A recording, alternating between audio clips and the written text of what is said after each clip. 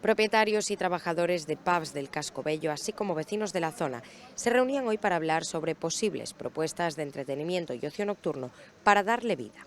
É importante traballar todos en conxunto, pois facer algúns eventos, chamar a que veña a xente da provincia, incluso de arredores, para que pois eles mesmos comproben que a noite ourensa é totalmente pacífica e divertida e que mellor que facelo entre todos, non? Para que vexan que hai unión e que todos pois loitamos por o mesmo.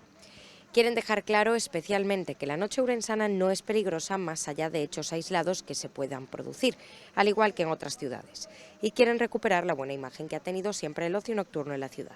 Temos unha mala fama de que Ourense é unha zona de ocio nocturno conflictiva e queremos pois limpar esa imaxe que a xente ten de nós, non? A consecuencia pois de vídeos virales e demais, non son feitos aislados, nos en ningún momento defendemos a violencia nin que a xente saia de festa para este tipo de actitudes, senón para salir a bailar, pasar un bo rato, tomar algo e disfrutar. Ao final trátase diso. Nós ao final somos outro tipo de negocio que lle sigue dando vida ao Casco Vello e iso evita pois que os edificios se caian en pedazos, que haxa rehabilitacións nos locales, que a calle pois teña transeúntes, que este vivo o Casco Vello.